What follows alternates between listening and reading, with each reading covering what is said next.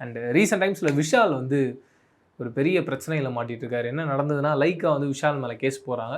21 கோடி ரூபாய் விஷால் வந்து எங்களுக்கு தரணும் அண்ட் 30% இன்ட்ரெஸ்ட்டோட. அப்படி தரலனா விஷால் ரிலீஸ் செய்கிற படம் இருக்குல்ல, அது வந்து எங்களுடைய பேனரில் தான் நாங்கள் ரிலீஸ் பண்ணோம், அந்த காசை வந்து நாங்கள் டேலி பண்ணிக்கிறோம் அப்படின்றத சொல்கிறாங்க.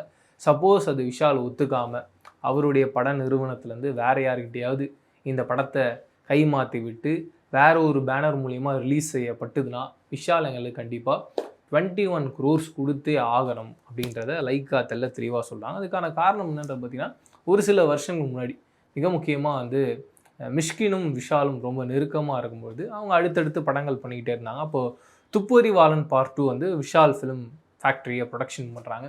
அந்த படம் போயிட்டே இருக்கும்போது விஷாலுக்கும் மிஷ்கினுக்கும் பிரச்சனை வருது. அந்த படம் நடுவுலேயே நிற்கிது. அந்த படத்துக்கு மட்டும் இல்லாமல் விஷால் அந்த காலகட்டத்தில் என்னென்ன படங்கள்லாம் பண்ணிகிட்டு இருந்தாரோ அந்த படத்துக்காக ஃபினான்ஸ் வாங்குறாரு அன்பு செழியன் அப்படின்றவர்கள்கிட்டேருந்து.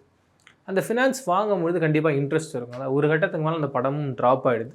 மறுபடியும் அந்த படம் பண்ணணும்னு ஆசைப்படுறாரு. அதுக்கப்புறம் ஒரு சில காரணங்களால் அந்த படம் பண்ண முடியாமல் போயிட்டு.